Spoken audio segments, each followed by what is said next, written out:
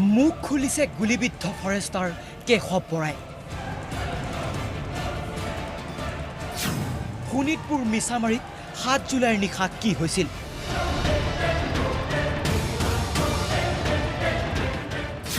হাতী খেদিবলৈ মৰা গুলী কেনেকৈ লাগিছিল কেশৱ বৰাৰ কঁকালত?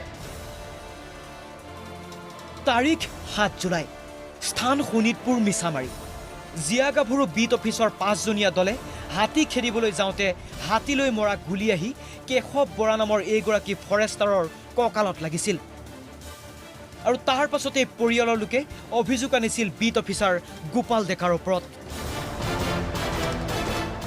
পৰিয়ালৰ অভিযোগ আছিল গোপাল ডেকাৰ নিৰ্দেশতে পৰিকল্পিতভাৱে গুলীওৱা হৈছিল ফৰেষ্টাৰ কেশৱ বৰাক। আমি জনাত হাতী এটা খেদিবলৈ যাওঁতে হয় ব্লেংক ফ্ৰেংকৰ ওপৰলৈ মাৰিব লাগিব, হয় হাতীটো গালে মাৰিবলৈ 10 ফুট ওপৰত মাৰিব লাগিব।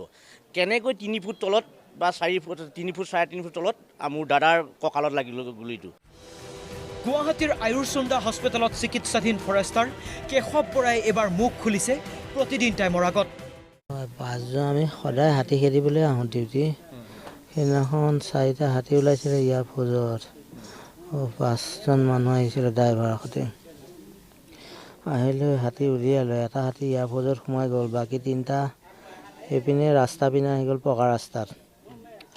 পকা ৰাস্তাৰ পৰা আহোঁতে আমি পকা ৰাস্তাত হাতীকেইটা দেখোঁতে তাৰপৰা মই বোম লৈ আগলৈ গুচি গ'লোঁ। এই লাইটৰ পোহৰ চোহৰ চব আছে, পকা ৰাস্তা একদম চাৰিআলি এটা পকা ৰাস্তা, পোহৰ লাইটৰ ইয়াৰ ফৌজৰ ভিৰ।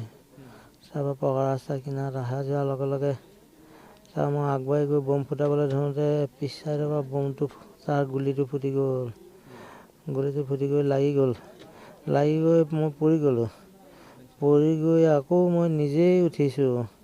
নিজেই উঠি মই গাড়ীত কৈছোঁ, গাড়ী চলাও, মোক লৈ ব'ল লৈ ব'ল লৈ ব'ল।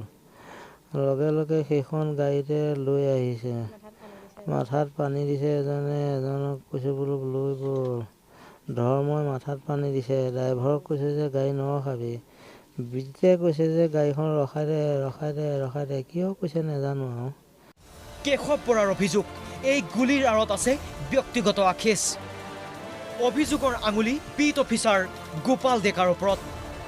হাস্পতালৰ বিচনাত থকা কেশৱ বৰাই বিচাৰিছে তদন্ত। তদন্ত হোৱাটো বিচাৰোঁ মই। ইফালে কেশৱ বৰাৰ পত্নীৰ অভিযোগ, ইমান এটা ডাঙৰ ঘটনা হৈ যোৱাৰ পিছতো বিভাগে এই ক্ষেত্ৰত গুৰুত্বই দিয়া নাই।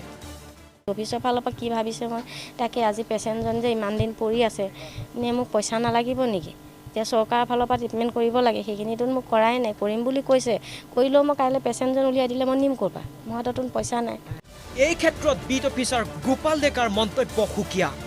গোপাল ডেকাৰ মতে এই ঘটনাত কোনো ব্যক্তিগত আখেজৰ প্ৰশ্নই নুঠে। পৰিয়ালৰ অভিযোগ কৰিছে যে আচলতে গুলী ফুটাবৰ যিটো নিৰ্দেশ লাগে, আচলতে সেই নিৰ্দেশটো আপুনি দিছিল। স্পটতে নাছিলোঁ সেইদিনাখন, কাৰণ আগে পিছে আমি যেনেকুৱা কৰোঁ, হাতীয়ে যেতিয়া খেদি আহিছে বা এজন মানুহক যেতিয়া মাৰিবলৈ কাৰণে আহিছে হাতীয়ে আকস্মিক হিচাপে, তেতিয়াহ'লে আমিতো বাচিবলৈ কাৰণেতো গুলী ফুটাবই লাগিব, চেৰা গুলীটো। এনে অৱস্থাত গুলীবিদ্ধ বনকৰ্মীগৰাকীৰ লগতে পৰিয়ালৰ দাবী, চিকিৎসাৰ সম্পূৰ্ণ দায়িত্ব লওক বিভাগীয় কৰ্তৃপক্ষই।